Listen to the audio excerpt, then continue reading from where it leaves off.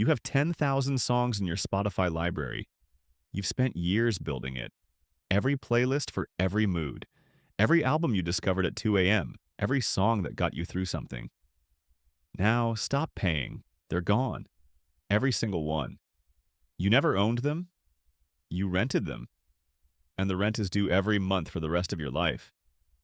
And it's not just music. Your Netflix library, it's not yours. Movies appear and disappear without warning.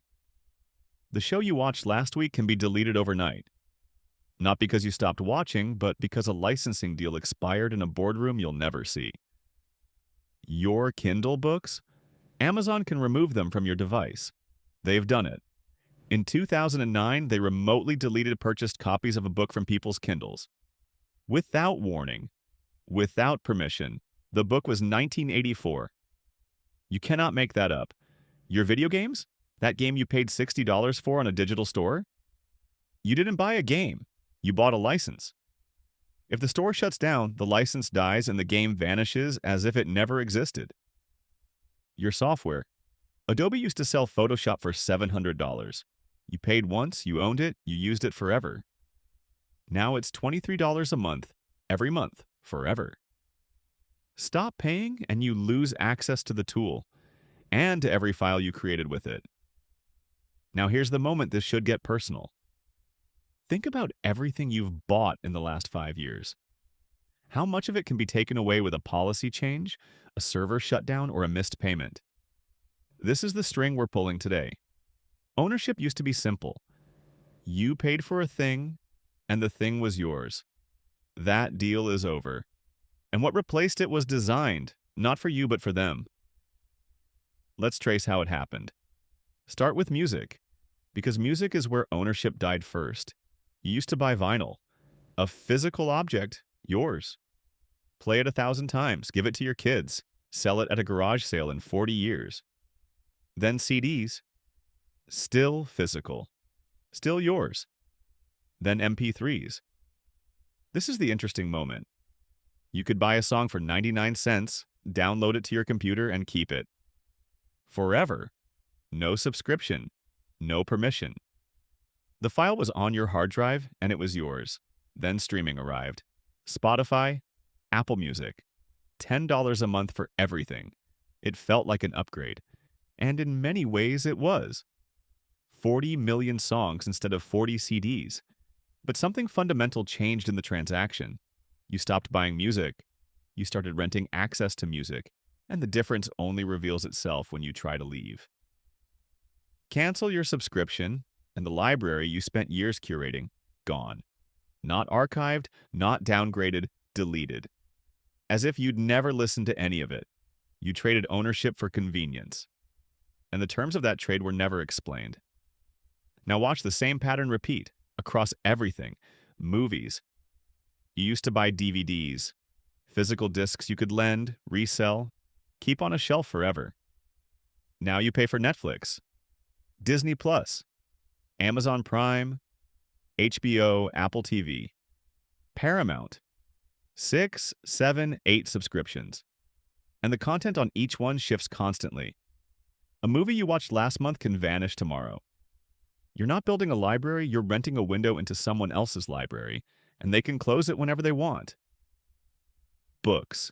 The Kindle promised a bookshelf in your pocket, but Kindle books are licenses. Amazon retains the right to modify or remove content from your device. They proved it with 1984. People who paid for the book woke up and it was gone. A book about surveillance and control. Deleted without consent. By a corporation. From a device in your home. Games. You pay $60 for a digital game on PlayStation or Steam, but you didn't buy the game. You bought a license to access the game through that platform. If the platform shuts down, and platforms do shut down, the license dies with it. Your game, your save files, your hundreds of hours. Gone. Physical discs couldn't be taken away. Digital purchases can, and it's spreading beyond the screen. BMW tried to sell heated seat subscriptions. The heating hardware was already installed in your car. You paid for the car, but BMW wanted you to pay again, monthly, to turn on a feature that was physically sitting under your legs. John Deere went further. Farmers who buy John Deere tractors can't fully repair them. The tractor's software is licensed, not sold. To fix your own tractor, the one you paid six figures for, you need John Deere's permission. You bought the machine, but you don't own the code that runs it. And without the code, the machine is a paperweight. So why is this happening everywhere? All at once, because Wall Street told them to. A company that sells you a product once makes money once. A company that sells you a subscription makes money every month. Forever. Investors call it recurring revenue, and the stock market rewards it with higher valuations. Adobe's stock price nearly tripled after they switched to subscriptions. Not because the product improved, because the revenue became predictable. The entire economy is being restructured around one insight.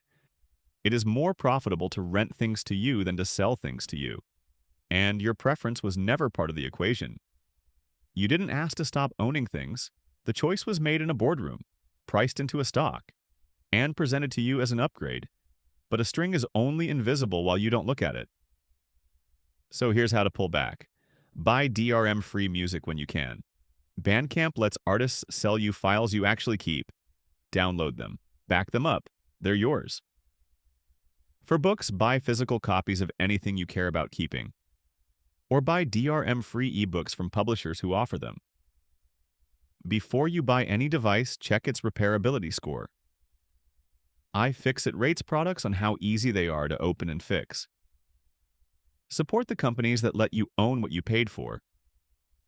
Support right to repair laws. The EU is already pushing them. Several U.S. states are following. These laws exist, they just need your voice. And the next time a company offers you a subscription for something that used to be a purchase, ask one question.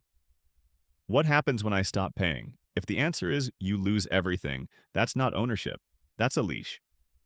You didn't choose to stop owning things. The choice was made for you by systems, for a profit, out of your money, and now you can see the strings.